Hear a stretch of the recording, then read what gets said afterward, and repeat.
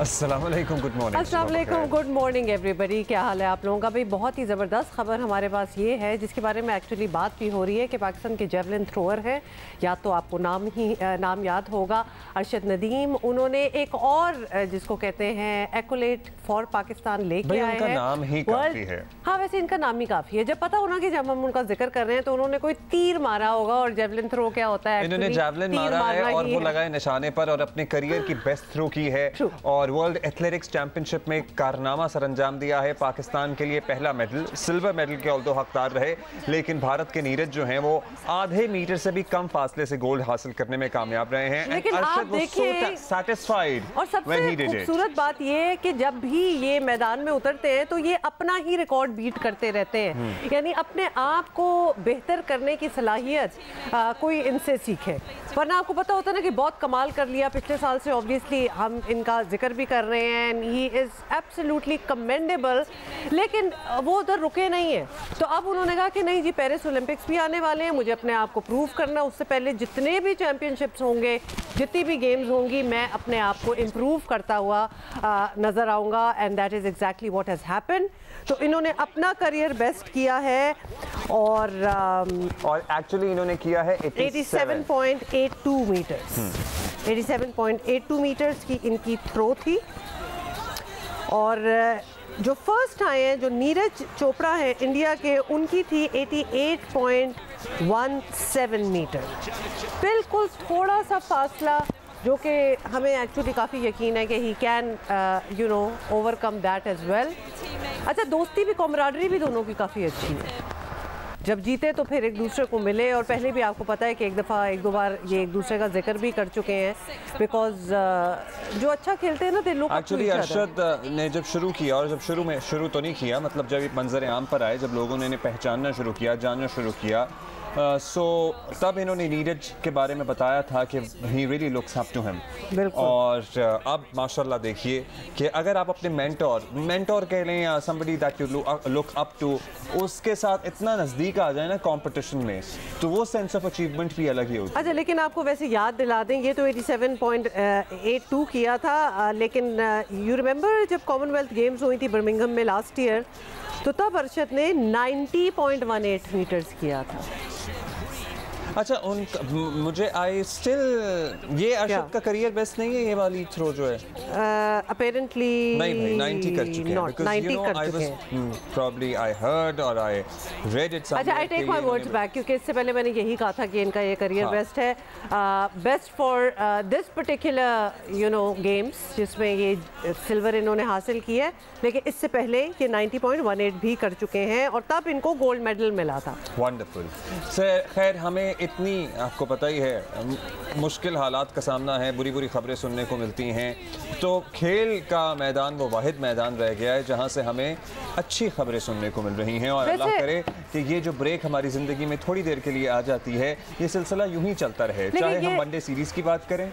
हाँ, बिल्कुल। आप नंबर 1 ओडीआई टीम हो गए हैं आईसीसी, क्या ज़बरदस्त बात है बाय द वे, या अरशद नदीम की जीत की बात करें, या फिर दीगर मामलात उस बात से बाय द वे हमने स्टार्ट नहीं किया, बिकॉज वो तो हमें पहले जीत से ही पता था। We are talking about Pakistan Afghanistan series जो श्रीलंका में अभी ख़त्म हुई है, जो कि हमने वाइट वॉश जिसमें किया है, हमने क्लीन स्वीप किया है। 3 मैचेस थे ओडीआई और हम तीनों जीते हैं। वो बात हमने आगे पीछे इसलिए कर दी because we knew that's going to happen. अच्छा जी, सो ये जीत गए हैं अरशद, सिल्वर मेडल इन्होंने अपने नाम किया है। भारत के नीरज चोपड़ा ने किया है गोल्ड मेडल अपने नाम, और ये दोनों आप देख रहे हैं, कमराडरी आपने जैसे जिक्र किया, इन दोनों के दरमियान वैसे ही बड़ी ज़बरदस्त है। अरशद पहले भी अपने इंटरव्यूज़ में जिक्र कर चुके हैं कि किस तरह से ये नीरज को देखते थे, या उनकी सलाहियतों से मुतासिर थे। अच्छा, can I just say here Abdullah के टैलेंट इंसान में ऐसा होना चाहिए कि आप जो मुल्क में ज़्यादा मुश्किलात है ना, जैसे कि हम बिजली की अभी इसके बाद बात करेंगे, बिजली के बिलों की, तो आप उनको भी ओवरकम करें, because your talent shine so much कि आप डिस्पाइट ऑल ऑड्स काम करते रहें। ये बाय द वे उनके घर के कुछ मनाजिर आपको पता है, सेलिब्रेशन उनके घर में पीछे हो रही होती है पाकिस्तान में ऑल द टाइम। नाइस, मिठाई भी अच्छी है। ये जो खेल होते हैं ना, इनमें ऐसी ताकत होती है कि ये ना सरहदों को देखते हैं, ना ज़ात को देखते हैं, ना मज़हब को देखते हैं। ये बस अगर it has that power to unite unite a nation.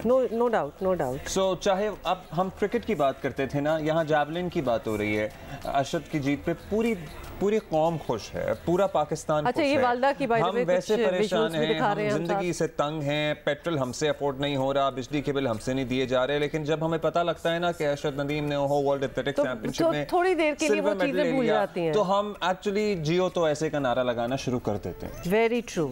ये जरा उनके कुछ फैमिली मेंबर्स हैं अरशद नदीम की, उनकी वालदा हैं जो कि डेफिनेटली शुक्राने की नफल ही पढ़ रही होंगी, बिकॉज पहले नफिल हाजात के फुटेज है या शुक्राने के, पता नहीं। अम्मियाँ जो होती है ना, फिर वो ऐसा काम हो रहा हो तो वो जानमाज से उठती नहीं है, फिर वो कहती हैं जी इधर ही हमने अपना घर बना लिया है, हाँ। और जब तक काम पूरा नहीं होगा we are not getting up. तो ये अम्मियों की ही दुआएं होती हैं जो आगे लेके जाती हैं, और मुकाबले के बाद यही सिलसिला और फिर वो क्योंकि अगला भी होना होगा मुकाबला, तो वो चलती रहती हैं बीच में, they never really stop. We, however, the rest of the country are we wouldn't say in mourning, तो बिल्कुल नहीं हम कहेंगे, लेकिन suffering 100%, क्योंकि आपको पता है कि बिजली के बिल अदा करना जो है वो अब आवाम के लिए सबसे बड़ा इम्तहान बन चुका है, इतना कि घरों में हटा दो, कुछ सोग का म्यूजिक लगा दो पीछे। हाँ नहीं, ये सोग की बात है, because I know house holds जहाँ लिटरली कुछ नहीं किया जा सकता, मतलब they have totally given up, कि अब चॉइसेस इतनी ज़्यादा डाइवर्स हो चुके हैं कि या खाना पीना हो, या पढ़ाइयाँ हो, या बिजली का बिल दिया जाए, या मेडिकल एक्सपेंसेस पूरे किए जाएं। ये रियल चॉइसेस हो चुकी हैं लोगों के घरों में, क्योंकि बिजली के बिल ऐसे आ रहे हैं जो हमने कभी पहले नहीं देखे। ये तो हम टीवी पे आके बात कर रहे हैं, वैसे हम यूजुअली घर जाके कम ही रब्ता होता है, लेकिन परसों I actually spoke to you and I was so disturbed. मैंने हुमा को मैसेज किया, मैंने कहा Huma I am so disturbed, मेरा बिजली का बिल इतना ज़्यादा आया है कि मैं परेशान हो गया। मतलब लिटरली हमें हमें एक दूसरे को दिलासा देना पड़ा, बिकॉज ये दिल के लिए बड़ा मुश्किल हो गया। और ये एकदम से एक बात हो रही थी तो मैंने बता दिया, मैंने एक्चुअली मैसेज करके, आप अपने कहते हैं तो दोस्तों को अपने दिल का हाल सुनाते हैं, बताते हैं, तो आई रोट टू हर कि भाई मैं बहुत परेशान हूँ, बिकॉज मेरा अभी 6 ड्यू डेट थी और बिजली का बिल मैंने खोला और लिटरली बिजली का झटका लगा उसे देख के। समझ में नहीं आ रहा था कि ये सही है, इसकी कंप्लेंट कराऊं नहीं कराऊं, कोई फ़ायदा होगा नहीं होगा, अल्टीमेटली वो भरना पड़ेगा, हमें पता है, लेकिन ज़िंदगी बहुत मुश्किल करती है इन हालात ने। अगर आप 100 रुपया पहले कमाते थे तो शायद आपका गुजारा हो जाता था, लेकिन अब उन्हीं 100 रुपये में फाकों तक नौबत आती है। नहीं, बिकॉज आप जितना कमा रहे होते हैं ना, तो बिल ऑलमोस्ट कोई उससे ज़्यादा ही आ रहा होता है। Bill is like it is insane. और ये सिर्फ हम कराची में बैठे हुए लग रहा होगा आपको, खैर आप लोगों को तो बड़ी अच्छी तरह ही पता है क्या हो रहा है, कराची से खैबर तक ये आवाम यही दुआइयां दे रहे हैं। जिस घर में एसी नहीं है, लिटरली एक पंखा या मैक्सिमम रात को 2 पंखे चल जाते हैं और एक आध बल्ब कोई चल रहा होता है, रात को तो वो भी नहीं चलता, एक नाइट लैम्प चल रहा होता है। 14 हज़ार ऐसे घरों का बिल आ रहा है जिसमें इस्त्रियां भी नहीं होती, जिसमें डीप फ्रीजर भी नहीं है। अब अगर किसी की 50,000 रुपये भी तनख्वाह है और उसने 15,000 रुपये किराया देना है और 15,000 रुपये ही उसका बिजली का बिल आ जाएगा, तो वो क्या खाएगा? और ऐसा ही हो रहा क्या है, खाएगा? ये एम ही नहीं आवाम सड़कों पे निकले हुए, ये एग्जैक्टली ऐसा ही हो रहा है, क्योंकि बिजली के बिलों को ऑब्वियसली आग तो लग चुकी है और बिजली कंपनियों के खिलाफ नारे लगाए जा रहे हैं। ये जो हम सारे आपको फुटेज दिखा रहे हैं उसमें यही हो रहा है। कराची, सखर, लाहौर, सरगोदा, खानेवाल, बहावल नगर, विहाड़ी, गुजरांवाला, सवात समेत मतलब आप यू नेम इट, कई शहरों में मुजाहिरे और रैलियां निकाली गई। इस्लामाबाद और मुल्तान के बाद पेशावर की बिजली कंपनी ने भी मीटर रीडर्स के लिए जो है वो पुलिस से मदद तलब कर ली है, because sentiments are high, people can not pay the bill. और जब वो देख लेते हैं किसी को ये या तो मीटर रीडिंग के लिए आ रहे हैं या कंपनी से कोई भी आ रहा है, तो लोग फिर आपको पता ही है कि उससे में क्या क्या हो सकता है। अवाम तो ऑब्वियसली रो ही रहे हैं कि बिजली के बिल दे या बच्चों की पढ़ाई और उनकी रोटी की फिक्र करें। अब एग्जैक्टली उनका क्या कहना है, क्या तासुरात हैं आपके सामने? यहाँ भी यही तासुरात हैं, हम सब के एक जैसे तासुरात हैं, देख लें। सुने। 17,000 रुपये बिजली का बिल है, वो बच्चों को पालेगा या क्या करेगा? आटे का गट्टू कहाँ चलाएगा? आज सुबह जब मेरा बच्चा स्कूल में जा रहा था, उसने कहा कि अब्बा जी मेरे पास कापी नहीं है, तो खुदा की कसम मेरे दिल को रोके पड़ के मेरे पास उसको कापी देने के लिए पैसे नहीं। मैं इनकम टैक्स देने के काबिल हूँ, मैं सेल टैक्स देने के काबिल हूँ, मैं तो काबिल रहम हूँ। सानू मार दो, असी मर गए हैं। महंगी बिजली के खिलाफ एहतजाजी मुजाहरे तशवीशनाक सूरत हाल इख्तियार करते जा रहे हैं। इस एहतजाज में वो जमातें भी शामिल हो गई हैं जो 2 हफ्ते पहले तक खुद हुकूमत का हिस्सा थी। तालियां बजानी चाहिए वैसे इस बात पे। नहीं तो उस वक्त ही उनको याद आ रहा था। पीपल्स पार्टी ANP ने तो एहतजाज की कॉल देती है। जमात इस्लामी ने 2 सितंबर को मुल्की हड़ताल का ऐलान किया है। MQM ने वज़ीर आज़म से हालात ख़राब होने का खदशा जाहिर किया है। एक्चुअली हालात खराबी की तरफ बढ़ रहे हैं।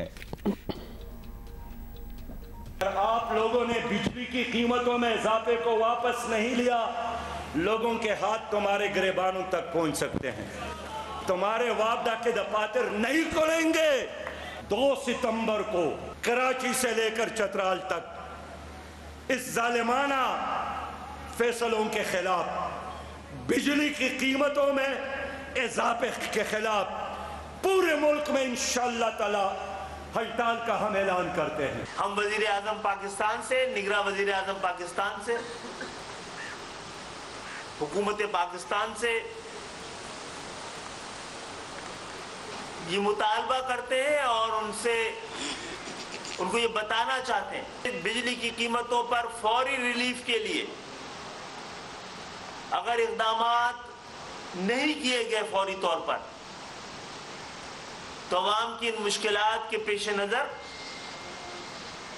ना सिर्फ हम उनके एहतजाज का हिस्सा बनने में मजबूर होंगे बल्कि एहतजाज कहीं फसादात में तब्दील ना हो जाए, हमें इस बात का खदशा है।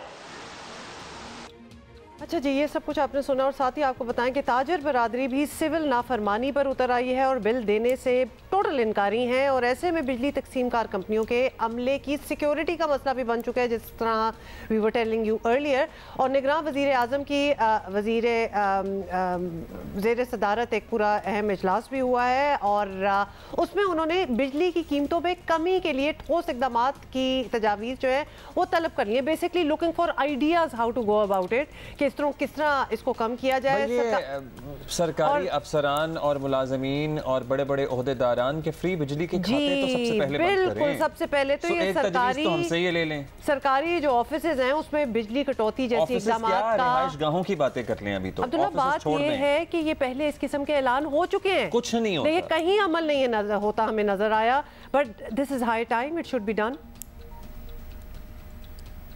वज़ीर आज़म साहब ने हदायत की है कि वफाकी हुकूमत के तमाम अदारों के बिजली के इस्तेमाल में 30% कमी लाई जाए। तमाम दफातर में बरकी आलात के गैर ज़रूरी इस्तेमाल से इज्तनाब किया जाए। वफाकी कबीना ने पावर डिवीजन की सिफारिश पे तवानाई बचत प्लान के नफाज की मंजूरी दे दी है, जो कि फिलफौर पूरे पाकिस्तान में नाफजुल अमल होगा। तमाम शादी हाल जो है 10 बजे जो है वो बंद हो जाएंगे। मार्केटें जो है वो 8:30 बजे जो है वो बंद हो जाएंगी।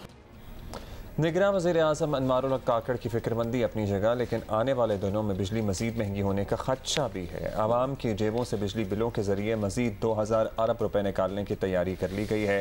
कैपेसिटी चार्जेस के नाम से मारा जाने वाला ये डाका उस बिजली कीमत में है जो बनाई तो गई लेकिन आपने इस्तेमाल नहीं की। इसमें कोई शक नहीं कि बिजली महंगी हुई है और आवाम परेशान हो गए हैं, लेकिन ये भी खुली हकीकत है कि यहाँ बड़ी मिकदार में बिजली चोरी की जाती है, जिसका खमियाजा बिल भरने वाले लोग भुगतते हैं। और अब तो बिल भरने वालों ने ऐसा लग रहा है ठान लिए कि देखें वो क्या करते हैं। दूसरी तरफ ताजर हैं जो बिजली के महंगे बिलों पर मुजाहरे कर रहे हैं, लेकिन यही ताजर हैं जो हुकूमत की बिजली बचत मुहिम का मजाक उड़ाते हैं, हिस्सा बनने से इनकारी रहते हैं। हुकूमत भी इतनी मासूम होती है कि अपने अहकामात पर अमल दरामद नहीं करा सकती। वोट बैंक और सियासी मफादात निगरान हुकूमत का मसला नहीं है, इसलिए अनवारुल हक काकड़ साहब के पास एक अच्छा मौका है कि जहाँ वो बिजली की कीमतों में कमी का सोच रहे हैं तो एक बार फिर से मुल्क में कुंडा सिस्टम के खात्मे के लिए कुछ करें, बिजली चोरों को फारिग करें, बिजली की बचत मुहिम शुरू करें, उसको यकीनी बनाएं। ताजर इसके खिलाफ एहतजाज करेंगे तो सर आपको तो कोई फ़र्क पड़ता नहीं है, क्योंकि आप तो वैसे ही मतलब निगरान हुकूमतों को क्या फिक्र कि उनका वोट बैंक मुतासर हो रहा है कि वो नहीं चीज़ें at least you are not bound by them कि जी हम इधर क्या करें या हम नहीं कर सकते, हमें वोट नहीं मिलेगा। You are free of those things.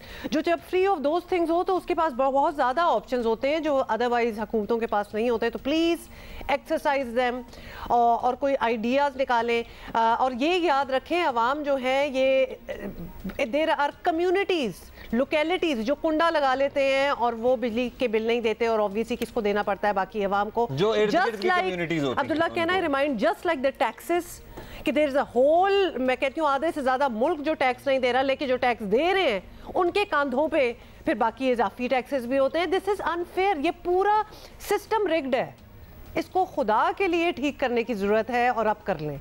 अब लोग खुदकुशियों पे आ गए हैं, ये बिजली के बिल नहीं पूरे होंगे और अभी ये हाल है तो अगले 2-4 महीने गर्मियों के अभी और भी हैं। एब्सोल्युटली, और इट्स बैड।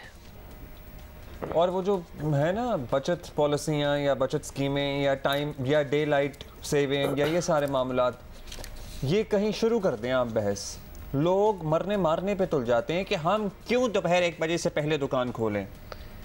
अपना यानी अपने हिसाब किताब ठीक ना करना, अपना लाइफस्टाइल ठीक ना करना, लेकिन वैसे एहतजाज करने आ जाएंगे। हम 11 बजे से पहले दुकान बंद नहीं करेंगे और दोपहर 1 बजे से पहले हम उठेंगे नहीं। मुझे दुकान लगता है पहुंचना तो दूर की बात है, उठेंगे नहीं। कंट्री इन द वर्ल्ड जहां दोपहरों को जाके दुकानें खुलती हैं, कितनी कुछ सुस्त हम लोग कौम हो चुके हैं। अच्छा जी, कराची से हम जरा पता कर रहे हैं कि क्या हालात हैं ऑन द ग्राउंड, जिस तरह हम कहते हैं रियलिटीज़। जियो न्यूज़ के नुमाइंदा वलीद अहमद हमें बता रहे हैं फ्रॉम कराची। मुल्क भर की तरह जायद बिलों के खिलाफ अवाम कराची में भी सरापा एहतजाज हैं। ताजर बरादरी हो या फिर सियासी जमातें हों, आम आवाम सब सड़कों पर हैं और ये मुतालबा कर रहे हैं कि जो जायद बिल है इसमें कमी की जाए, क्योंकि बुनियादी टैरिफ में नेपरा ने 4 रुपये 96 पैसे का इजाफा किया है, जिसका इतलाक पूरे मुल्क में हुआ है। इसीलिए उसके असरात भी पूरे मुल्क में पर नमूदार होते हुए नज़र आते हैं, उसके असरात पूरे मुल्क पर पड़ते हुए नज़र आते हैं। जिसका बिल 15,000 रुपये था, अब वो बिल पहुंच गया है 25,000 रुपये पर। जिसका बिल 10,000 रुपये आ रहा था, अब उसका बिल 15,000 रुपये आ रहा है। जिसका बिल 4-5 हज़ार रुपये आता था, उसका बिल चला गया है 9-10 हज़ार रुपये पर, क्योंकि टैक्सेस का बोझ है। यानी फ़र्ज़ कीजिए अगर किसी ने 250 यूनिट इस्तेमाल किए हैं तो उसका जो यूनिट का बिल है वो तो सिर्फ 7,500 रुपये का है। मुतादिद टैक्स हैं और ये टैक्सेस मिलकर तकरीबन यूँ समझिए कि जितने यूनिट का बिल बनता है तो ये टैक्सेस मिलाकर इतना ही बिल बन जाता है। कराची में लोग सरापा एहतजाज हैं, ये मुतालबा कर रहे हैं कि इन बिलों में कमी की जाए और ये पूछ रहे हैं कि कैसे इन बिलों को अदा किया जाएगा। बहुत से लोग ऐसे हैं, हमें बताते हैं कि उन्होंने जेवर बेचकर बिलों की अदायगी की है, लेकिन अब वो ये पूछ रहे हैं कि आइंदा माह क्या किया जाएगा, क्योंकि बहुत सी चीज़ें ऐसी हैं जो बेच दी, लेकिन अब उनके पास ऐसा कुछ नहीं है जो वो बेच पाएँ। बहुत से लोग कराची में किराए पर रहते हैं, किराए के मकानों में रहते हैं, वो ये कह रहे हैं, ये बता रहे हैं कि उनका जितना मकान का किराया है उससे ज़्यादा उनका बिल आया है। और एक ही सवाल उनका है, हुकूमत से वो पूछ रहे हैं, नेपरा से पूछ रहे हैं, कि इलेक्ट्रिक और दीगर डिस्कोस बिजली कंपनी से पूछ रहे हैं कि वो इस बार बिल कैसे अदा करेंगे और आइंदा माह कैसे वो बिल की अदायगी करेंगे। वलीद अहमद, मतलब कि जब आपको अपने जेवर बेचने पड़े टू पे द बिजली का बिल, मतलब जेवर बेचना एक एक्सट्रीम किस्म का एक्शन होता है। लिटरली जब आपने अपने बच्चों को पढ़ाना हो, बाहर भेजना हो, या फिर आप कुछ अपना घर या कोई ऐसी प्रॉपर्टी वगैरह बिजली के बिल के लिए अगर आपको जेवर बेचना पड़े, दिस इज इनसेन। पेशावर से हमें अपडेट कर रही हैं शीबा हैदर। जी शीबा। पेशावर समेत खैबर पख्तूनख्वा में आवाम बिजली के भारी बिलों के खिलाफ सरापा एहतजाज है।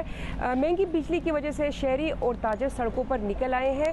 शहर के मुख्तलिफ इलाकों में आए रोज़ एहतजाज किए जा रहे हैं। मुज़ाहिरीन जहाँ एहतजाज में शदीद गम गुस्सा का इजहार कर रहे हैं, वहीं बिजली के बिल भी नजर आतिश किए जा रहे हैं।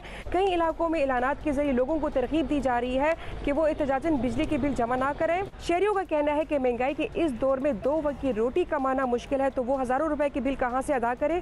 शहरी बिजली के बिलों को अदा करने के लिए घरेलू सामान फरोख्त करने पर मजबूर है। दूसरी जानिब पेस्को मुलाजमीन में भी खौफ व हरास पाया जा रहा है। पेस्को ने अवामी रद्द-ए-अमल के पेश नज़र पुलिस से सिक्योरिटी मांग ली है कि मौजूदा सूरत हाल में अमन व अमान को खदशात लाहक हो सकते हैं। जी अच्छा जी, इसी पे बात करते हैं ज़रा। कुछ लोग जिनकी पार्टियां रिस्पॉन्सिबल थीं, ख़ुद भी वैसे वो किसी ओहदे पर थे, लेकिन उसके बाद आपको पता ही है क्या हुआ। साबिक़ वज़ीर ख़ज़ाना मिफ्ताह इस्माइल साहब हमारे साथ मौजूद हैं। सर आप ज़रा समझा दीजिए कि बिजली के बिलों ने, पता ही होगा, सभी देख ही रहे हैं अवामी नुमाइंदे के अवाम का क्या हाल कर दिया है। लोग जेवर बेच कर अपना बिल भर रहे हैं। क्या ऐसी कमिटमेंट कर बैठे हैं हम लोग IMF के साथ कि लिटरली ऐसा लग रहा है आवाम के खून का आखिरी कतरा तक नुचड़ जाएगा, लेकिन ये बिल नहीं अदा होंगे? ऐसा ही है। IMF से कोई ऐसा कोई सीक्रेट माहिदा नहीं किया गया। IMF से सिर्फ यही कहा गया है कि जो हुकूमत की कॉस्ट होगी बिजली की, जिस कीमत पे हुकूमत बिजली ख़रीद रही है IPP से, और जो उसको ख़र्चा आता है इस बिजली की तरसील और तकसीम में, वो पूरे पैसे आवाम से ले लेगी, कि मज़ीद जो है वो सर्कुलर डेट नहीं बढ़ने देगी बहुत ज़्यादा। इस हिसाब से बिजली के बिल जो हैं वो दिए जा रहे हैं। इस वक्त जो बिजली के बिल बढ़ रहे हैं, इसकी 2-3 वजूहात हैं। एक तो यह है कि मई जून के अंदर जो बिजली के बिल बढ़े हैं उसमें फ्यूल ज़्यादा महंगा इस्तेमाल हुआ है उनकी जो अंदाज़ा था उससे, तो उसकी वजह से आपको फ्यूल एडजस्टमेंट चार्जेस लग रहे हैं जो कि बहुत ज़्यादा लोगों को लग रहे हैं, नंबर 1। नंबर 2, क्योंकि मई जून में बहुत ज़्यादा रिक्वायरमेंट होती है बिजली की, तो हुकूमत ने लोड शेडिंग नहीं की इतनी, बल्कि महंगे तरीन बिजली घर से बिजली बनाई है, जिससे 80-90 रुपये हुकूमत को कॉस्ट आती है यूनिट बनाने की। तो जब उसको पास ऑन करते हैं तो ज़ाहिर है कि फिर आवाम की कमर टूटती है। और तीसरी वजह यह है कि एक हमारा सिस्टम ही इनएफिशिएंट है। हमारा एक सिस्टम ही जिसके अंदर कोई हमने कभी रिफॉर्म नहीं किया है, कोई निजकारी की तरफ नहीं गए, कोई बेहतरी की तरफ नहीं गए, तो आज 20% बिजली जो है 18 से 20% वो तरसील और तकसीम में चोरी हो जाती है या गायब हो जाती है, और 10% ऐसे सारिफ हैं जो बिजली इस्तेमाल करके बिल नहीं देते। तो जो सारिफ बिजली के बिल दे रहा होता है उसको 20% बिजली के भी पैसे देने पड़ते हैं, और 10% वो जो बिल नहीं देने वाले सारिफ हैं उनके भी पैसे देने पड़ते हैं। तो आम सारिफ को तकरीबन आप समझ लीजिए कि 20-30% और लोगों की वजह से, इनएफिशिएंसी की वजह से बिजली के बिल देने पड़ रहे हैं। जहाँ पहले इतने हालात ख़राब हों उसमें 20% का पता ही ना हो कि किधर गई, तरसील में या चोरी में ख़त्म हो जाना, ये एक बहुत बड़ा क्रिमिनल एक्ट है। इसके पीछे तो मतलब हाथ धो के पड़ जाना चाहिए। मिफ्ता इस्माइल साहब, आपकी हुकूमत के दौर में फ़ैसला हुआ था कि बिजली बचाई जाएगी एक तो, और मार्केटें जो हैं वो जल्द बंद होंगी वगैरह वगैरह, बहुत सी चीज़ें थी। ताजरों ने ऑब्वियसली ताउन करना था, जो कि बिल्कुल भी नहीं किया, बल्कि उन्होंने तो हल्ला ही बोल दिया कि हो ही नहीं सकता ऐसा होगा। लेकिन रियासत ने क्यों कुछ ना किया उस वक्त? अपनी रिट कायम करने की कोशिश क्यों नहीं की गई थी? अब आप शायद बता सकते हैं हमें। जी, पिछली हुकूमत में ये बहरहाल फ़ैसला किया गया था कि मार्केटें शाम को बंद कर दी जाएंगी, ख़ास तौर पर गर्मियों में, जिसकी वजह से मगरिब के वक्त पे अगर आप बंद कर दें तो बिजली की कम इस्तेमाल होगा। तो वो जो मैं आपसे गुजारिश कर रहा था कि ज़्यादा बिजली बनानी पड़ती थी और इनएफिशिएंट बिजली घर चलाने पड़ते थे, वो शायद ना चलाने पड़ें। लेकिन जब परवेज़ इलाही साहब चीफ़ मिनिस्टर बने तो उन्होंने पंजाब हुकूमत की तरफ से एकदम तावन छोड़ दिया। और वैसे भी सच्ची बात है कि किसी भी सूबे के चीफ़ मिनिस्टर का भी दिल नहीं था, और ज़्यादातर सियासतदानों का ये दिल नहीं था कि वो मार्केटें बंद कराएँ। इसमें एक एग्जेम्पशन था, ऑनरेबल मेंशन करूंगा मैं, ख्वाजा मोहम्मद आसिफ साहब का, कि वो हमेशा से कहते थे और कहते रहे हैं कि बिजली की बचत के लिए आप मार्केटें जो हैं वो मगरिब के वक्त पे बंद करवा दें, अंधेरे के वक्त बंद करवा दें। लेकिन अमूमन जो है वो एक दुकानदारों की, आप जानते हैं कि लॉबी होती है, और इसलिए हमने इस पे, चाहे वो बिजली घर चाहे वो दुकानें हों, जो मार्केटें हों जो जल्दी बंद करवानी हों, या रेस्टोरेंट्स जल्दी बंद कराने हों, या शादी घर जल्दी बंद कराने हों, उस पे हुकूमत जो है वो कामयाब नहीं हुई। कोई भी हुकूमत कामयाब नहीं हुई। और बतदरीज आप देख रहे हैं कि पिछले 20 साल के अंदर हुकूमत की रेट इस चीज़ों में बहुत वीक हो चुकी है, और हुक्मरानी वैसे ही हमारी पाकिस्तान में बहुत ही ज़्यादा नाक़िस है। बहुत शुक्रिया आपका मिफ्ता साहब। लेकिन जब होना होता है कामयाब तो हो भी जाते हैं। मतलब हमने पंजाब में देखा है, जब शादियों के 10 बजे बंद होने का टाइम तय हो गया तो चाहे आप जज के बेटे हों या मिनिस्टर के बेटे हों, शादी आपकी 10 बजे ही बंद होनी थी, और शादी आपकी 10 बजे ही बंद हुई।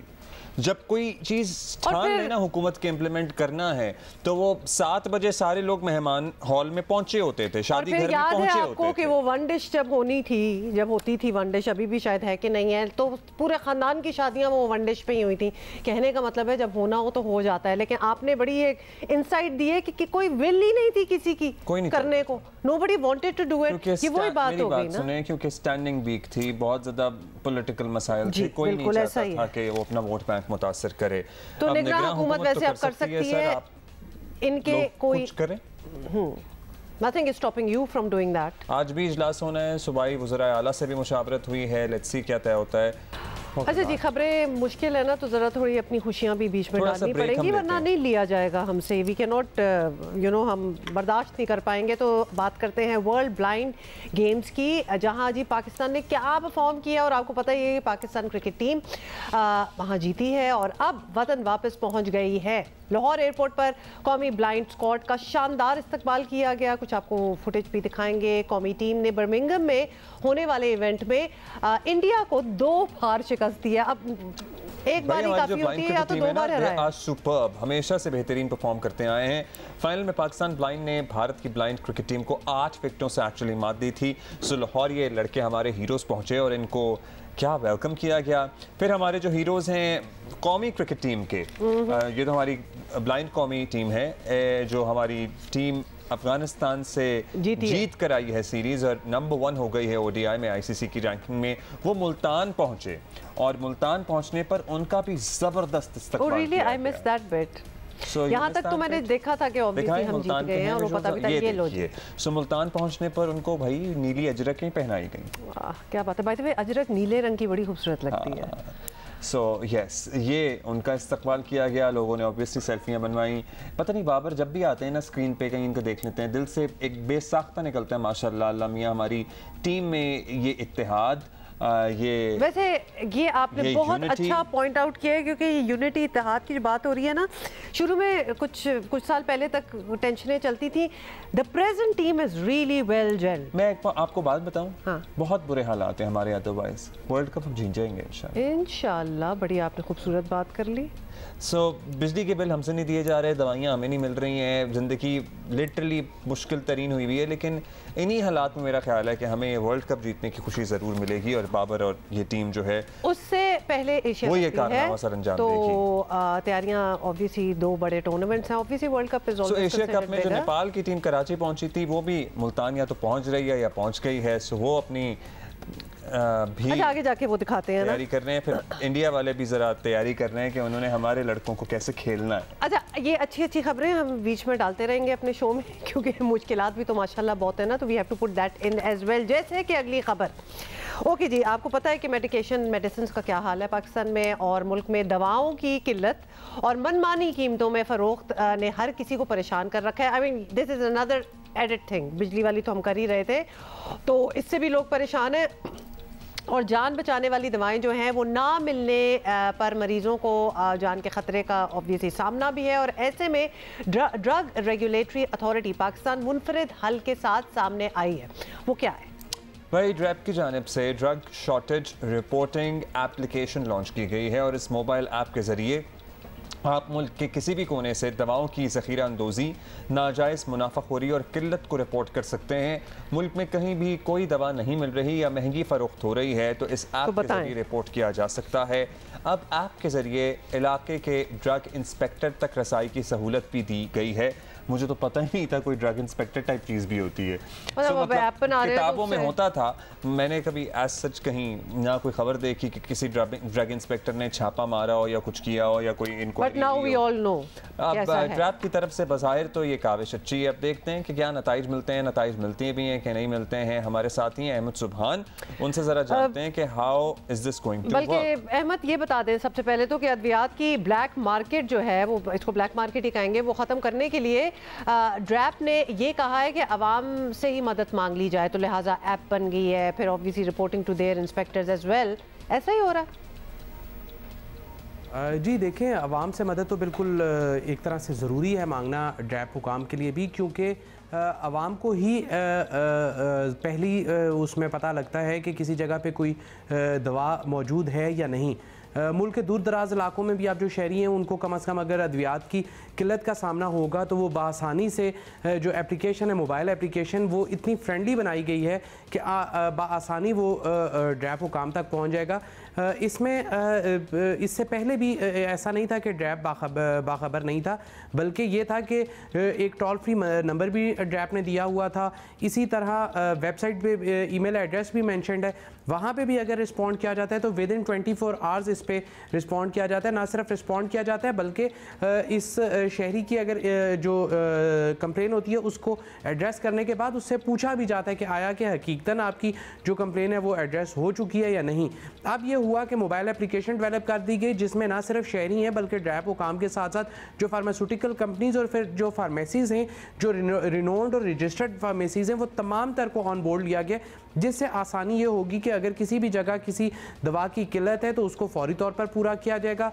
किसी जगह पे कोई ब्लैक में सेल की जा रही है, कोई कीमत बढ़ा के सेल की जा रही है, किसी की भी किस्म की शहरी की कोई शिकायत होगी तो फौरी तौर पर ड्रैप तक पहुंचेगी, आसानी पहुंचेगी। अच्छा, अगर ने शिकायत कर दी हमने, हो गया सारा कुछ, मार्केट में दस्तयाब ऐसे तो होनी चाहिए, ब्लैक मार्केटर्स ज़ख़ीरा अंदोज़ों के खिलाफ फिर कार्रवाई क्या होगी? कोई सख्त सज़ाएं भी तजवीज़ की गई हैं? जी, कार्रवाइयाँ तो ड्रैप हुकाम माजी में भी करते रहे और इस पर हमने कई मरतबा रिपोर्ट भी किया। इसके लिए ड्रैप की पूरी एक टीम है और पूरा एक विंग है जो कि एडिशनल डायरेक्टर क्रैंक के ऑफिसर हैं जो उसको हेड करते हैं और फिर वो पूरे मुल्क में उनकी टीम्स फैली हुई हैं। तमाम एरियाज़ पे ये छापे मारे जाते हैं और वहाँ से चेक किया जाता है। इसी तरह अगर कोई शिकायत की जाती है तो उस शिकायत को फौरी तौर पर चेक किया जाएगा और वहाँ पर जो ब्लैक मार्केटिंग करने वाले में मुलव्वस अफराद होंगे उनके खिलाफ ड्रैप कानून में जो तमाम तर सज़ाएँ हैं जिसमें जुर्माने भी हैं और इसके साथ साथ अगर ज़रूरत पड़ जाए इस हद तक भी कि अगर किसी शख्स को पुलिस के पास कैद करवाना हो तो उसके लिए भी तमाम तर रूल्स मौजूद हैं और उसके लिए तमाम तर ये जो प्रैक्टिसेस हैं इसमें गिरफ्तारियाँ भी की जाती हैं और इसी तरह दुकानों को सील किया जाना, कोई स्टॉक ऐसा हो कि जो एक्सपायर्ड और ये लो क्वालिटी का अगर स्टॉक कोई रखे बैठा हो तो इस तरह की तमाम शिकायत के ऊपर उस स्टॉक को भी सीज किया जाता है। तो जो दुकानदार हैं उनको गिरफ्तारी की हद तक भी जाया जाता है और उससे पहले फिर जो जुर्माने हैं उसके लिए मुख्तलिफ किस्म की शरायत और जो कानून है वो ड्रैप के पास अवेलेबल हैं। थैंक यू अहमद सुभान, आपने हमें काफ़ी बता दिया कि क्या क्या हो रहा है। 4 तरीके इन्होंने बताए हैं कि अगर आपको लगता है कि वो बहुत महंगे दामों पे बेच रहे हैं या ख़त्म ही हो गई है अब दवाई, तो टोल फ्री नंबर्स भी हैं, उसके अलावा ईमेल आईडी भी है तो आप उनको ईमेल भी कर सकते हैं। अब ऐप का जो लॉन्च किया है तो app which by the way we were just checking it out, fairly simple to use, वो भी है एंड ऑफ कोर्स इनके इंस्पेक्टर्स भी हैं। यूटिलाइज करें। अब अगर खुद कंपनियां इतनी ज़्यादा मेहनत करके कह रही हैं भाई हमें बताओ कि कौन कौन से कोने में चीज़ें नहीं है क्या है, तो फिर कंपनियां नहीं एक्चुअली ड्रैप, सो लेट्स सी क्या होता है। हाँ, नॉट कंपनियां ड्रैप। हाँ, अभी हम आगे बढ़ेंगे और ब्रेक तो हमें लेनी है लेकिन ब्रेक से पहले आपको पता है हमारा सिलसिला है दिल का रिश्ता का और बड़ा इंपॉर्टेंट टॉपिक है और एक्चुअली जो फैमिली काउंसलर्स और एक्सपर्ट्स हैं वो ये बता रहे हैं कि आदमियों को भी जज्बाती इजहार की इजाज़त होनी चाहिए। हाँ, विदाउट लेबलिंग देम कि तुम क्या रो रहे हो या तुम क्या कह रहे हो, या उनकी मर्दानगी पे एक बड़ा सा सवाल निशान लगाने के बजाय उनके जज्बात को समझने की कोशिश करें, क्योंकि वैसे ही और उन पे किस तरह के प्रेशर्स होते हैं। एक तो प्रोवाइडर होने का प्रेशर जो नॉर्मल हाउस तो how to go about it और माशरा जो है वो कैसे मददगार साबित हो सकता है। लेट्स वॉच और फिर हम ब्रेक लेंगे।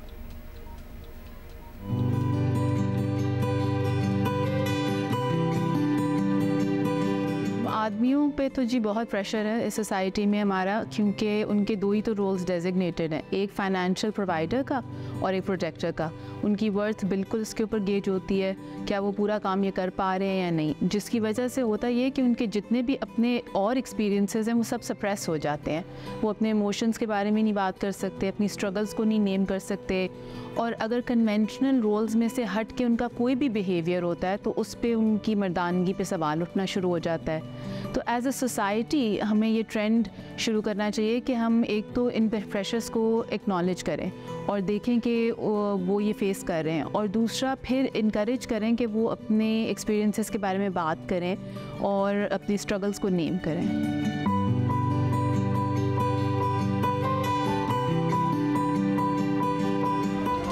एक विजुअल काफ़ी डिस्टर्बिंग विजुअल है जो कल से गर्दिश कर रहा है और क्या कहें, खून सफ़ेद नहीं हुआ, यही कहा जा सकता है कि रिश्ते का खून हो गया है। पाकपतन में जायदाद नाम ना करने पर ना खलफ बेटे ने बाप के मकान पर पहले डाका डाला, जेवर और रकम लूटी, फिर बूढ़े बाप को तशद्दुद का निशाना बनाया और तशद्दुद का निशाना भी क्या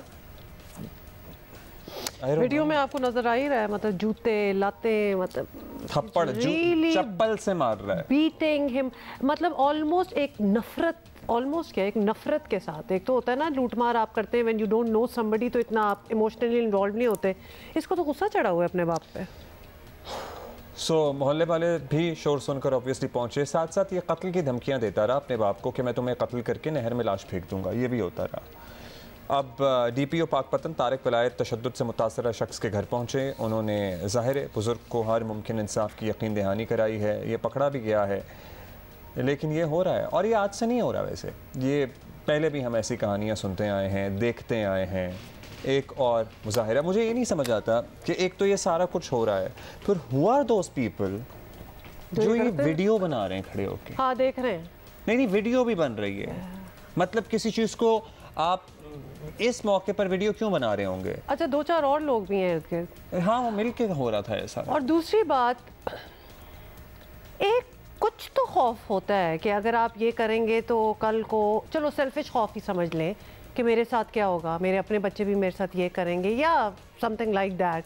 थोड़ा सा तो इंसान को what you sow so shall you reap सुना ही होगा आपने, इसको जो और कहे ना, बोगे वो काटोगे। हाँ, ये वाला What goes around comes around। So ये थोड़ा सा तो डर होता ही है ना कि भाई जो हमने किसी के साथ बुरा किया तो हमारे साथ बुरा ही होगा, और अगर हमने अपने बाप के साथ किया तो हम जब बूढ़े हो जाएंगे तो हमारे बच्चे हमारे साथ क्या करेंगे? एक और भी होता है, दुनिया कुएं की आवाज़ है। आई गेस कुएं में अगर आप कुछ बोलें तो वही आपको रिफ्लेक्ट होकर वापस आती है ना। और दूसरी बात, आई ऑफन वंडर, ये बाप है, इसको बेटा मार रहा है, इसी घर में ये बड़ा भी हुआ होगा ना ये बच्चा, तो उस घर का क्या माहौल था जहां इस बच्चे में ये हिम्मत आई कि बड़े होके वो अपने बाप को मार रहा है। तो थोड़ा सा पेरेंटिंग भी इसमें आ जाती है। आई फील पर्सनली कि आप किस माहौल में आप बड़े हो रहे हैं, जहाँ तशद्दुद इज ओके कि बच्चा जो है वो बड़ा हुआ है तो उसने कहा कि वेट करो मुझे बड़े होने दो फिर मैं तुम्हें सुनाता हूँ, तो क्या बाप भी बच्चे को मारता होगा? So what is going on? You know, इस चीज़ का वैसे ये बड़ा आपने इम्पोर्टेंट, इस बात को ज़ाहिर है कोई जस्टिफाई नहीं कर सकता। मतलब इसको कड़ी सज़ा मिलनी चाहिए, इस बुजुर्ग शहरी को इंसाफ मिलना चाहिए, लेकिन इसका एक और पहलू ये भी है कि बहुत से घरों में हमने देखा है कि बाप बहीमाना तशद्दुद करते हैं। यस, ये भी हुआ है, पर्टिकुलरली लड़कों पे। I am telling to keep them in line. मतलब सोचा ये जाता है, वो एक पुरानी फरसूदा किस्म के थॉट प्रोसेस कि इसको 2-4 छित्तर और थोड़ा सा खौफ और इसको दबा के रखो तो ये ठीक रहेगा। और शायद इस स्टोरी पे आप ये पहलू कभी नहीं सुनते होंगे, लेकिन हम चूंकि आपसे सब कुछ शेयर करते हैं और हमने इसीलिए बहुत से अपने ही इर्द गिर्द, अपने ही दोस्तों में, उनके दिलों में अपने बापों के लिए नफरत देखी। Yes, that's true. So that is also a harsh reality of life. Having said that, this is a scary video footage जो हमने आपको दिखाई है और ये बिल्कुल कभी नहीं होना चाहिए और यकीनन शायद इसका ये बैकग्राउंड हो भी ना, लेकिन दुनिया में बहुत कुछ हो रहा है, बस डरे। It can come back to you as well. हाँ, सबसे इम्पोर्टेंट मेरा ख्याल है, सबसे आसान बात तो यही है इंसान को याद रखने के लिए कि जो आज करेगा वो कल को भुगतना भी पड़ेगा। So, and that goes in her Avenue में आप इस बात को ले जाएं। अगर आप बुरा करेंगे किसी के साथ तो it will come to you when you least expected. अच्छा जी, पहली बार आपको बता दें कि जनूबी अफ्रीका की विमेंस क्रिकेट टीम पाकिस्तान पहुंच गई है। How about that? देखिए, क्रिकेट की तो हम बातें करते रहते हैं, लेकिन विमेंस क्रिकेट जो है वो भी it's doing pretty well, at least उसको फ़रोग दिया जा रहा है। तो ये साउथ अफ्रीकन विमेंस टीम है, पाकिस्तान पहुंच गई है। कौमी टीम का मुल्तान में होटल पहुंचने पर शानदार, अच्छा सॉरी ये तो हमारी दूसरी वाली है, लेकिन ये कराची पहुंचे, ये कराची पहुंचे हैं और खिलाड़ियों को ऑब्वियसली बड़ी अच्छी तरह वेलकम किया गया, गुलदस्ते दिए गए और बहुत कुछ you know looking forward to it. तो अब ये मैच कब हो रहे हैं? दुनिया में हमें ब्रीदर जो मिल रहा है ना, बस ये मिल रहा है खेल के मैदान से अच्छी खबरों से, अदरवाइज जिंदगी हमारी बड़ी कठिन है। आप लोगों के बहुत से मैसेजेस आ रहे हैं और वो जो बिजली का हमने पिछले घंटे में बात की है, बिजली के बिल्स की, तो वो लोग अपनी कहानियां लिख रहे हैं हमें ट्विटर पे @जियो पाकिस्तान टीवी। मतलब अगर बयान करने बैठे तो शायद हमने आपको पता है इस तरह की बात नहीं करते, लिटरली आंसू डबडबाने लगे आंखों में, वो हाल है कि बयान नहीं किया जा सकता। क्या क्या मुश्किल चॉइसेस लेनी पड़ी हैं लोगों को just to be able to pay बिजली का बिल। यानी इस महीने हम अपनी मेडिकल सप्लाईज जो हैं जो ज़रूरी हैं वो नहीं लेंगे क्योंकि पंखा तो चलाना है ना बच्चों के लिए। एक आदमी है वो कहता है कि मैं पैदल जाना शुरू हो गया हूँ 1 घंटा पहले निकल कर दफ्तर, क्योंकि मैं कोई भी ट्रांसपोर्ट अब अफोर्ड नहीं कर सकता क्योंकि बिजली का बिल इतना ज़्यादा आया है। अच्छा जी, तो ये बहुत से शहरों का हाल तो हमने आपको बताया ही है, लेकिन अभी कुछ और भी आपको बताएंगे। लिया का इनफैक्ट वो शहरी है जिसने 15 पे कॉल की और यू नो 911 की कॉल्स आपने सुनी होंगी, बड़ी वायरल होती हैं, लेकिन ये 15 पे इसने लेकिन शुक्र है 15 ने रिस्पॉन्ड अच्छी तरह किया इस पे। और इसने अपने बच्चों की भूख की दुहाई दी और पुलिस हुक्काम ने क्या रद्द अमल दिया, ये हमारे साथी हैं फरीदुल्लाह हमें इस रिपोर्ट में बता रहे हैं। जी, ये ज़िला लिया की तहसील है करोड़ लालिसन और वहाँ की नशेबी बस्ती है सरगानी। वहाँ के खेत मज़दूर हैं गुलाम शबीर, जो पिछले चंद रोज़ से बेरोज़गार थे और 2-3 रोज़ से उनके बच्चे भी भूखे थे। गुज़श्ता रोज़ उनसे अपने बच्चों की भूख नहीं देखी गई तो उन्होंने 15 पुलिस पर इतला की कि मेरे बच्चे भूखे हैं और मेरे पास इसके अलावा चारा नहीं कि मैं ख़ुदकुशी कर लूँ। तो इस इतला मिलते ही फौरी तौर पर डिस्ट्रिक्ट पुलिस ऑफिसर हैं जो असदुर्रहमान, उन्होंने राशन का इंतज़ाम किया और उनके घर पहुँच गए। उन्होंने बच्चों को दिलासा दिया और राशन उनको डिलीवर किया, तो बच्चे भी खुश हो गए और उन्होंने वहाँ अहले इलाका को जमा करके उनको मोटिवेट किया कि भाई ये जो मुश्किल हालात में इस वक्त कौम गुज़र रही है, हमारा मुल्क जो है मुआशी तौर पे बदहाल है, तो आप लोगों को अपने इर्द गिर्द का ख्याल रखना चाहिए और जो वसेब के लोग हैं उनका ख्याल रखना चाहिए कि कहीं वो भूखा तो नहीं कोई सो रहा। हुकूमत को चाहिए कि देहातों की गुर्बत दूर करने के लिए मुस्तकिल बुनियादों पर कोई इक़दामात करे और ख़ास तौर पर ये जो बिजली के बिलों का बोझ लाद दिया गया है, अगर इसमें कोई रियायत हो जाए तो लोगों का जो माशी बोझ है उसको कम करने में मदद मिलेगी। अच्छी स्टोरी थी वैसे ये, और लेकिन काश कि कोई ऐसी कोई हेल्पलाइन हमेशा हो कि जब बहुत ही एक्यूट प्रॉब्लम्स हो आप लोगों को, जो कि उनसे रिलेटेड भी ना हो 15 टाइप, लेकिन you call and they help. अच्छा जी, अभी हम आगे बढ़ेंगे और दोबारा से एक ब्रेक के लिए हम क्रिकेट की तरफ आएंगे। आपको पता है हम नंबर 1 ODI टीम है आईसीसी की रैंकिंग में और ये हमने एजाज़ हासिल किया अफगानिस्तान को क्लीन स्वीप शिकस्त देकर सीरीज़ में। वतन वापस पहुंचे लड़के मुल्तान पहुंचे, शानदार इस्तकबाल किया गया। एशिया कप की तैयारी है, 2 सितंबर को bye the way Pakistan versus India match होने जा रहा है इन एशिया कप। ज़्यादा दिन नहीं रहे वैसे, आप ज़्यादा दिन नहीं रहे हैं और 5 अक्टूबर से फिर मेगा इवेंट का आगाज़ हो जाएगा और वर्ल्ड कप की आपको पता है ना वो तैयारियां वो भी चली रही हैं। सो पाकिस्तान अगर मैं कहता हूँ आलमी नंबर 1 की हैसियत से ही आईसीसी वनडे में वर्ल्ड कप में जाएगा तो टहका ही कुछ और होगा। हाँ ऑफ कोर्स, और that is how it is. कहते हैं ना टोर ही कुछ और होगी। बिल्कुल। अच्छा टोर फिर आपको पता है बड़ी जल्दी हमारे बॉयज़ में नज़र भी आना स्टार्ट हो जाती है ना, because they know that they are the best test cricketer. Sikandar Bakht हमारे साथ है। सिकंदर, पाकिस्तान ने अफगानिस्तान के ख़िलाफ़ सीरीज़ जो है वो क्लीन स्वीप की है और जिसका हमें था कि ऐसा ही होगा, वनडे की नंबर 1 टीम बन गए हैं, तो बेहतरी की गुंजाइश ऑब्वियसली हमेशा रहती है, लेकिन लग रहा है कि ये हमारा एक विनिंग यूनिट जो है वो बन गया है, जो कि हम कह रहे हैं मतलब हमने इतनी वेल जेल्ड टीम अपनी इन अ लॉन्ग टाइम नहीं देखी। क्या कहेंगे? नहीं देखिए, नंबर 1 हो गए, बहुत अच्छी बात है, मगर असल चीज़ क्या होती है कि हमने टाइटल जीतना है।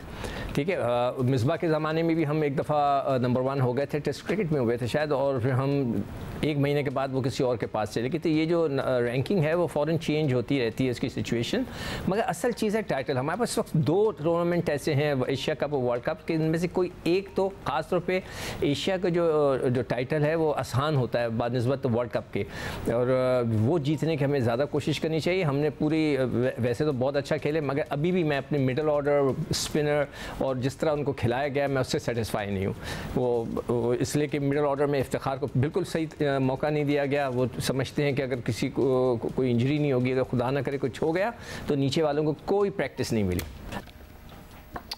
राइट, अच्छी बात आपने वैसे की है। आप सेको हमें ये बता दीजिए कि बेहतरी की गुंजाइश पर आप हों और बात ना करें, ये तो होता ही है।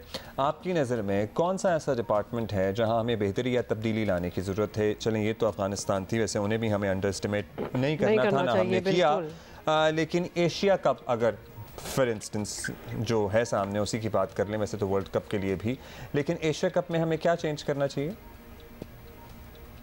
नया कुछ नहीं करना होगा, जो आपने किया है इस सीरीज़ में आपको वही दोहराना पड़ेगा ना, जो मैं बात की थी पहले सवाल जवाब में कि ना हमने अब्दुल्ला शफीक को ट्राई किया सही तरीके से, ना साउथ शकील को सही तरीके से इस्तेमाल किया, ना इफ्तिखार को इस्तेमाल किया। ये 3 नीचे बैठे हुए हैं। अगर अल्लाह ना करे किसी को इंजरी हो तो ये खेल है, खेल में किसी को गेंद लग जाए, सरफराज के लग गई थी, अगर वो कोई किसी को गेंद लग जाए, कोई मसल खिंच जाए, तो फिर इनको तो प्रैक्टिस ही नहीं दी आपने।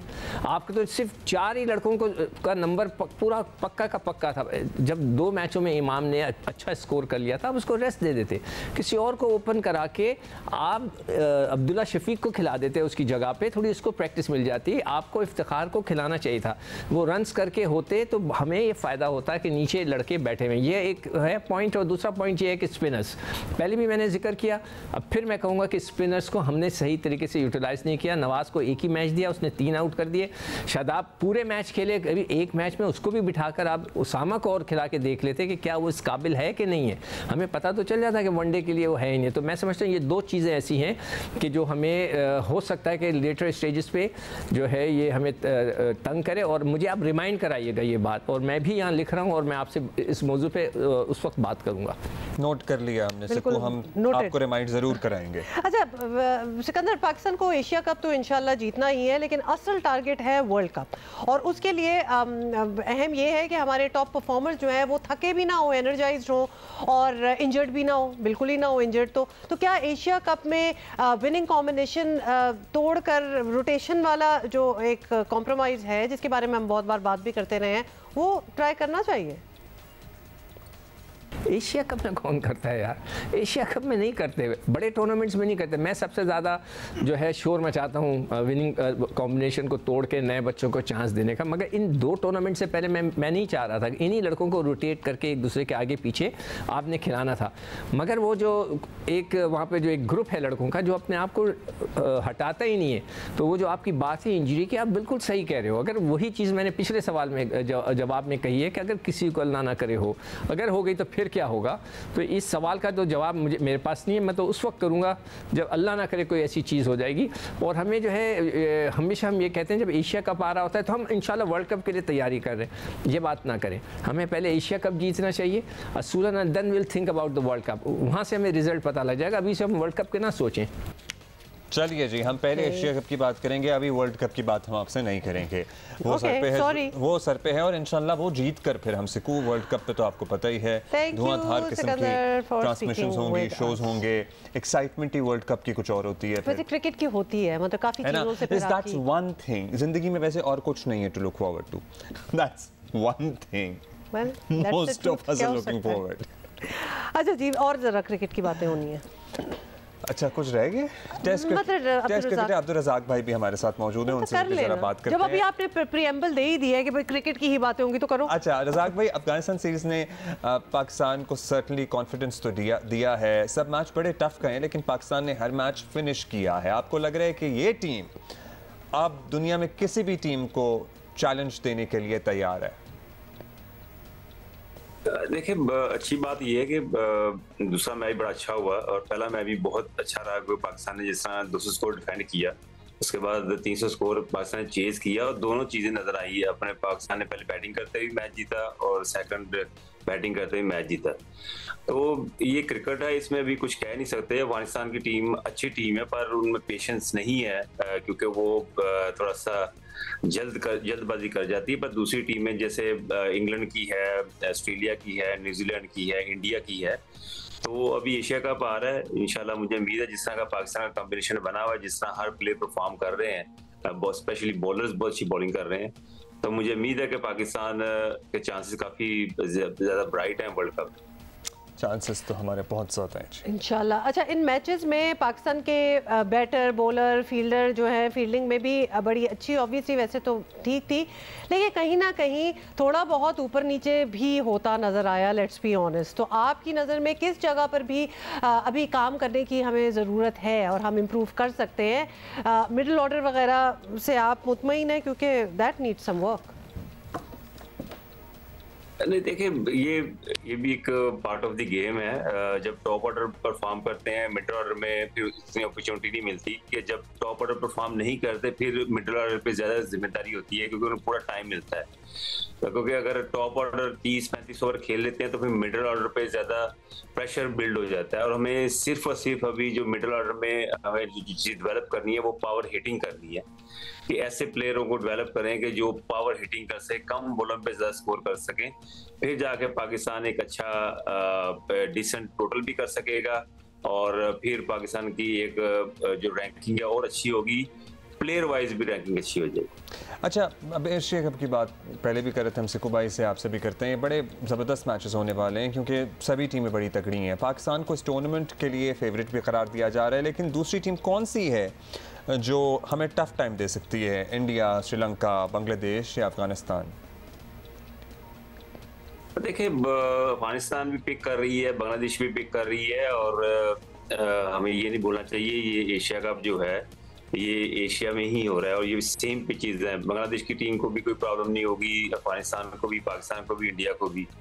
तो श्रीलंका के लिए थोड़ा सा है क्योंकि वो श्रीलंका की टीम तो स्ट्रगल कर रही है। बाकी ये कि चारों टीमें काफ़ी टफ कंपटीशन देगी और इनके चांसेस हैं फाइनल में आने के। अच्छा चलिए, ये भी हो गया, लेकिन अभी बिल्कुल रिसेंटली आपने अमेरिका में एक ज़बरदस्त T10 टूर्नामेंट जो है वो निपटाया है। क्या फाइनल हुआ है उसका? सुपर ओवर में जाके फैसला हुआ है। मैं टीमों के नाम तो मुझे बहुत ज़्यादा नहीं याद, लेकिन हमें ये पता है कि एक टीम को लीड कर रहे थे हफीज़, एक को मिसबा। सुपर ओवर में जाके हफीज़ की टीम जीत गई। मतलब फिर ऐसा ही चाहिए था ना किसी को। एक तो नई टूर्नामेंट स्टार्ट हुई है, वो भी अमेरिका में, जहाँ इतने लोग तो खैर क्रिकेट देखते नहीं है, लेकिन एनीवे ये बताएं कि वहाँ इंडियन खिलाड़ी भी आपके साथ ही थे, उन्हें एशिया कप के लिए कौन फेवरेट लग रहा है? देखिए, हाँ, इंडियन तो हमेशा इंडिया को कहेगा और पाकिस्तानी जो है पाकिस्तान को कहेंगे, पर क्रिकेट पॉइंट ऑफ व्यू से अगर बात करें तो पाकिस्तान की टीम काफ़ी फेवरेट है। और जिस तरह की पाकिस्तान की बॉलिंग अटैक है ये काफ़ी ज़बरदस्त अभी परफॉर्म कर रहे हैं और मुझे उम्मीद है कि दूसरी टीमें भी को पता होगा कि पाकिस्तान की टीम कितनी डेंजरस है और बस एक मैच चाहिए होता है आपको और अच्छा परफॉर्म करने के लिए। और जो अगर पाकिस्तान और इंडिया का फाइनल होता है तो ये बड़ा कांटेदार मैच होगा। कांटेदार मुकाबले तो होंगे। बहुत शुक्रिया आपका अब्दुल रज़ाक भाई हमारे साथ मौजूद थे। Coming back to our tensions और बिजली के बिल, हाँ, coming back to our tensions, बिजली के बिल सभी जगह लोगों को सताए हुए हैं। हमने कराची का हाल आपको सुनाया, पेशावर का हाल आपको सुनाया, लाहौर जाएंगे अभी और लाहौर में हमें अपडेट करेंगे Jawad Malik. Over to you.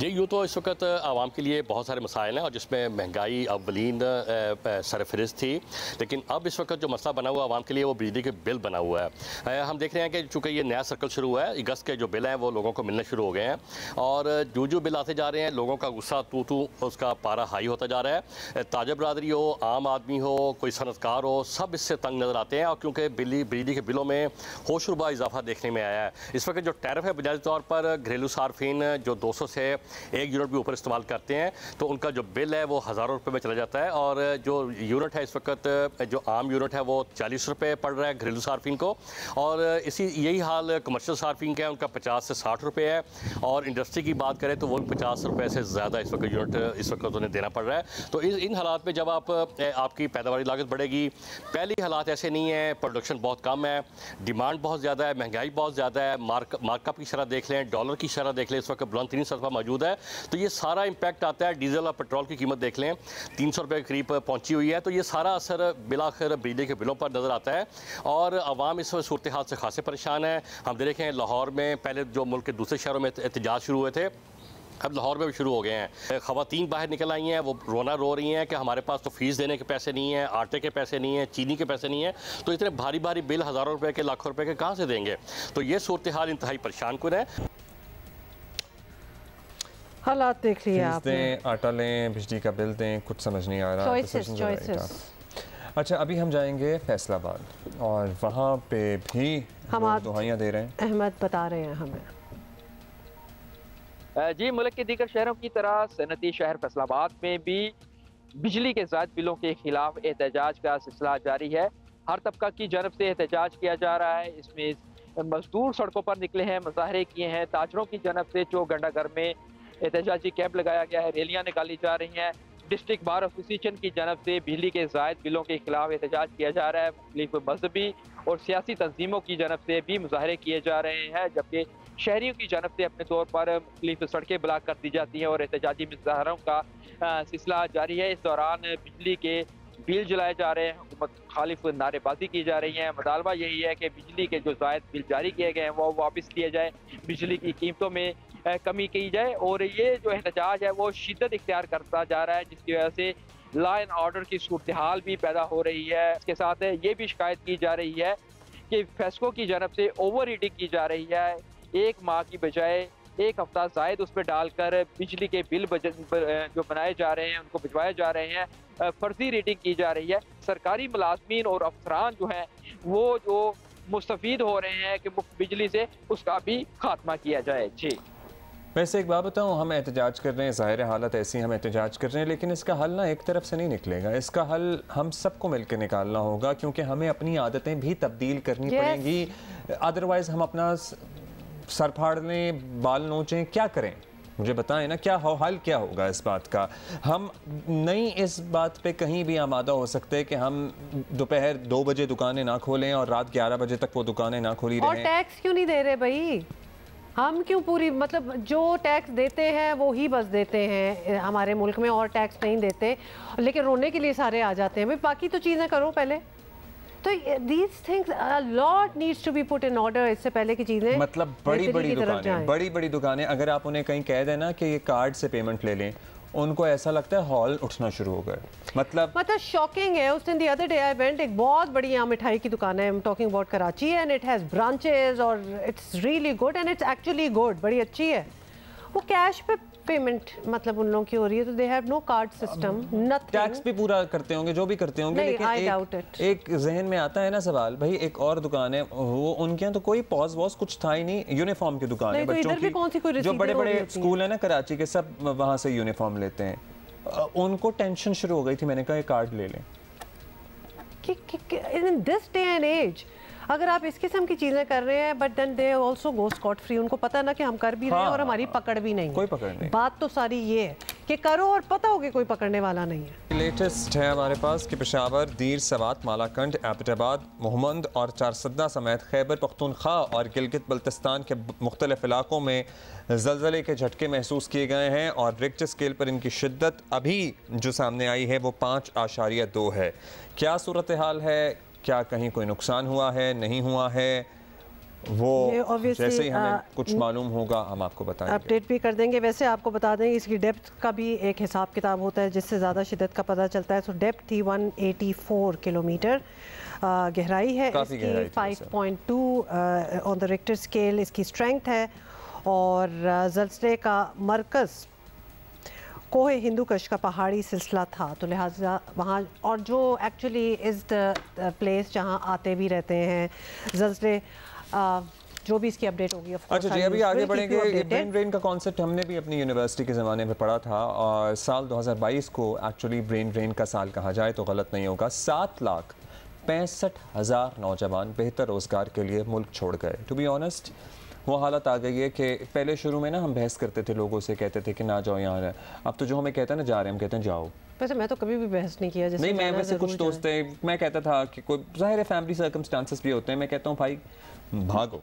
सो रवा बरस 8 माह के दौरान अभी बड़ी तादाद में लोग मुल्क छोड़कर, इससे भी बड़ी तादाद में मुल्क छोड़कर जा रहे हैं, और जिनको बस मौका मिल रहा है ना वो यहाँ नहीं रह रहे हैं। ऐसे में निगरान वज़ीर आज़म के हालिया बयान पर बड़ी लेदे भी हुई है, लेकिन हमें समझना भी चाहिए। उनका कहना था कि हर माह और हर साल लोग मुल्क से बाहर जाते हैं, यह मामूल की बात है, और मैं तो उसको डिस्करेज नहीं करता। The people who choose to remain either in the United States of America or in Europe or in Australia, anywhere in Western Hemisphere mostly, it's not a challenge. It is an opportunity also at the same time. They go there, they contribute positively to their host societies, they become the bread earners to their families, and indirectly we benefit from their remittances. So I hardly see it in negative terms when the young people are going towards the Western Hemisphere, trying to grab opportunity over there, trying to prove themselves. Their individuality shines over there. It has to offer so much in terms of opportunity. Why do I have to take it as a challenge? I think so. I should be encouraging it. I should be promoting it. I should be supporting it. अच्छा जी, अब हुआ ये है कि निगरान वज़ीर आज़म के इस बयान पे एज यू वुड एक्सपेक्ट एक शदीद क्रिटिसिज्म भी उनको मिली है, ख़ास तौर पर पीटीआई इस मामले में बड़े आगे आगे रहे हैं। हालांकि अगर आपको याद हो तो ख़ुद अपने दौर में भी वो ब्रेन ड्रेन की हौसला अफजाई करते रहे हैं। अगेन ये वो वाली बात है जो कि वज़ीर आज़म ने भी समझाया कि इसमें कोई ख़ास बुराई भी नहीं है। और अगर एक एग्जाम्पल हम इंडिया का दे दें तो उनके यहाँ भी ये ब्रेन ड्रेन वाला सिलसिला एक शुरू हुआ जिसपे बात भी हुई, लेकिन वज़ीर आज़म का तो यही मौक़िफ़ था ना कि रेमिटेंसेस ही इस मुल्क को बचा सकती हैं, जितने लोग बाहर जाएंगे उतनी ज़्यादा रेमिटेंसेस होंगी। लेकिन देखिए इंडिया से जो बाहर निकले वो ब्रेन ड्रेन वाली बात है, वो कहाँ कहाँ पहुँचे हुए हैं और इंडिया बड़ा उनको ओन करता है। तो अगर बाहर निकल रहे हैं और कमाल का काम कर रहे हैं तो ये तो खैर एक अच्छी बात ही हुई। बात कर लेते हैं। डॉक्टर उस्मान इलियास हमारे साथ मौजूद हैं, प्रोफेसर बर्मिंघम यूनिवर्सिटी के, दुबई बेस्ड हैं। बहुत शुक्रिया आपका डॉक्टर साहब। डॉक्टर साहब, मुख्तलिफ आरा होती हैं लोगों की, वज़ीर आज़म की भी एक राय थी, उन्होंने खुलकर बयान की, इस पर बड़ी बहस हो रही है, बड़ी बात हो रही है, तनकीद ज़्यादा हो रही है। आप ज़ाहिर इतने पढ़े लिखे हैं, और आप खुद भी बाहर रहते हैं, आप बाहर सेटल्ड हैं, आप तदरीस के शोबे से वाबस्ता है जहाँ पे कितनी नेशनलिटीज़ के लोग आते होंगे। हमें ज़रा समझाइए कि क्या कॉन्सेप्ट है, क्यों किसी मुल्क के लिए बेहतर है या इतना बुरा नहीं है अगर वहाँ से लोग अपॉर्चुनिटीज़ के लिए बाहर जा रहे हैं, अच्छे दिमाग के लोग। जी अस्सलाम वालेकुम हुमा, अस्सलाम वालेकुम अब्दुल्ला जी। मेरा ख्याल है कि ऑफ कोर्स हर चीज़ में इट्स अ कॉम्प्लेक्स इशू। हर चीज़ में, हर ऑप्शन में कुछ बेनिफिट्स होते हैं, कुछ पॉसिबल नुकसानात हो सकते हैं। मेरा ख्याल है ऑन बैलेंस इमिग्रेशन या पाकिस्तान से अगर पढ़े लिखे लोग अगर डिसाइड कर रहे हैं to emigrate, to move abroad, work abroad, तो मेरा ख्याल है वो ऑन बैलेंस ये एक अच्छी चीज़ है। आपने अभी खुद जिक्र किया है इंडिया का फॉर एग्जांपल। तो इंडिया में जो पढ़े लिखे कम्युनिटी की जो एमिग्रेशन का एक ट्रेंड चला है, ये लेट 60s से शुरू हुआ है और उनकी अब सेकंड थर्ड जनरेशंस अब बाय सेटल हुई। If you still want to call them Indians, of course that's up to you. लेकिन हम जब भी कोई बड़ी कंपनी, किसी फॉर्च्यून 500 कंपनी का सीईओ अपॉइंट होता है और वो इंडियन ओरिजिन का होता है, तो हम ये कहते हैं अच्छा पाकिस्तानी किधर है। तो we been a little late to the game. मेरा ख्याल है हमारे पास ये लेट 90s में, मिड 90s, लेट 90s में ज़्यादा पढ़े लिखे लोगों ने मेरा ख्याल है जाना शुरू किया है बाहर। इंडिया के केस में this well documented trend, Pakistan के केस में तो it's more anecdotal, less sober perhaps। तो मुल्क के लिए, इंडिविजुअल के लिए क्या फ़ायदे नुकसान है बाहर जाने के, वो तो हम सबको अंदाज़ा है ही, पता ही है। मुल्क के लिए फ़ायदा ये है कि आपकी एक तो अनएम्प्लॉयमेंट रेट पे कुछ प्रेशर रिड्यूस होता है, उसके अलावा नॉलेज ट्रांसफ़र होती है, कुछ स्किल्स डेवलपमेंट कोई होती है, एक्सपोजर, इंटरनेशनल नेटवर्क्स आपके डेवलप होते हैं। इंडियन डायस्पोरा 5 साल में, 10 साल में नहीं डेवलप हुआ है, हमारा भी 5-10 साल में नहीं डेवलप होगा। This is a multi decade game और it will take time. It's a multi generational game. किसी एक हुकूमत के टर्म में ये काम नहीं होगा। तो ये टर्म यूज होती है ब्रेन ड्रेन की, बहुत पॉपुलर है। Like some other people said before me, मैं जो टर्म ब्रेन सर्कुलेशन मैं उसे प्रेफर करता हूँ। मेरे ख्याल है इट्स अ नेट पॉजिटिव, खास तौर पे। तो जब डॉक्टर साहब जब क्रिटिसिज्म होती है तो problem, where does the problem lie? जब हम ब्रेन ड्रेन की बात करते हैं तो we are upset that our brainiacs, जो ब्रेनी लोग हैं, who could perhaps contribute even you know in the society while living in Pakistan, उनके जाने की हमें तकलीफ होती है या फिर anybody? Because then we have so many classes of people going abroad as well, जो हर कोई फॉर्च्यून 500 वाला नहीं होगा, लेबर क्लास भी होगी, हर किस्म के लोग होंगे, अनस्किल्ड भी होंगे, एवरीबडी विल ट्राई। तो प्रॉब्लम हमें क्या है जब हमारे बहुत पढ़े लिखे जो ब्राइट माइंड्स होती हैं वो जाती हैं और हमें लगता है हम बेहतर यूटिलाइज कर सकते थे उनको, पाकिस्तान में कर सकते थे वैसे। हाँ, वो दैट्स अनदर स्टोरी। देखिए मेरा ख्याल है कुछ चीज़ों में हमें अंदाजे लगाने की ज़रूरत नहीं है, नंबर्स अवेलेबल हैं। जैसे कि आपका इस वक्त अनएम्प्लॉयमेंट रेट ओवरऑल 7% है आपका यूनिवर्सिटी ग्रेजुएट्स के लिए, लेकिन अनएम्प्लॉयमेंट रेट पिछले साल पाइड की एक स्टडी आई है, उसके मुताबिक 30% के करीब है।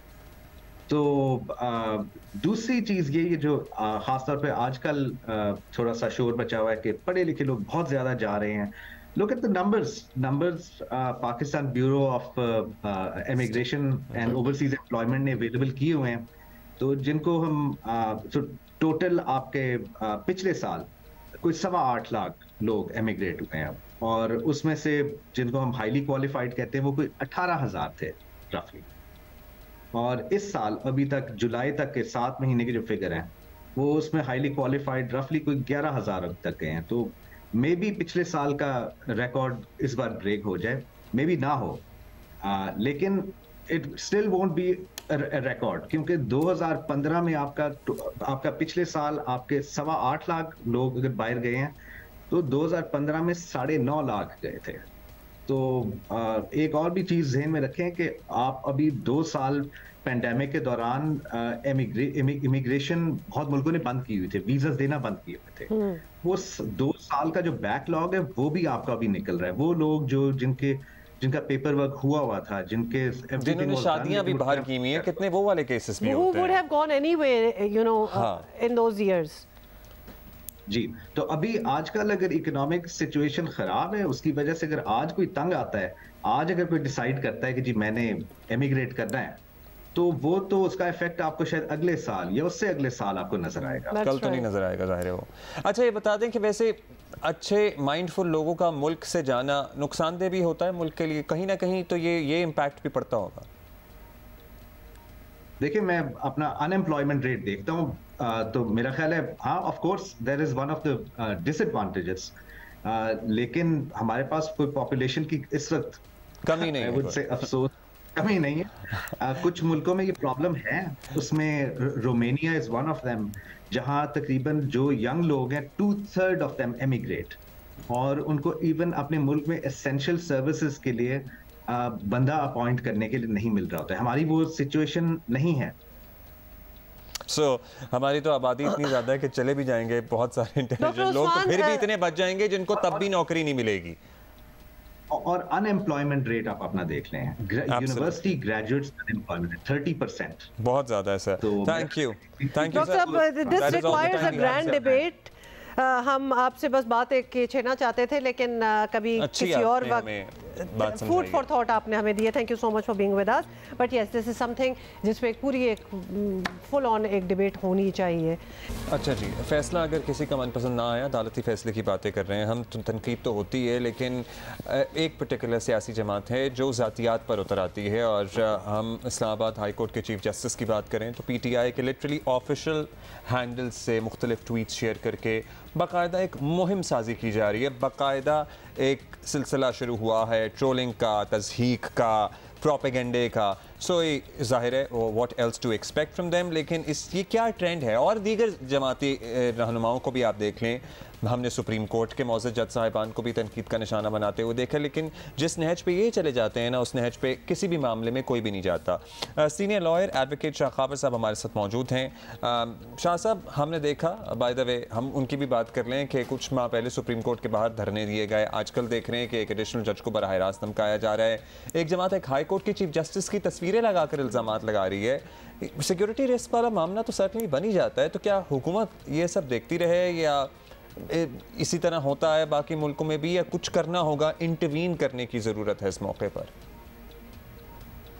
देखिए, ये जैसे मैंने पहले अर्ज़ किया कि ये बड़ी अफसोसनाक बात है कि कोई भी पॉलिटिकल पार्टी, चाहे वो हुकूमत में है या जो हुकूमत में नहीं है, जब उनके फेवर में या डिसफेवर में कोई वर्डिक्ट आता है तो वो फिर या तो उनको लाउडली जो है उसकी तारीफ़ करते हैं या फिर उनको शदीद तनकीद का निशाना बनाते हैं। और एक ट्रेंड जो और गलत मैं समझता हूँ बड़ा ख़तरनाक है, वो ये है कि उन मखसूस पार्टी के वकला जो हैं, वो चाहे वो लोअर कोर्ट्स हों या हाई कोर्ट्स हों, उसमें अपनी अददी तादाद से अदालतों को मरूब करने की कोशिश करते हैं।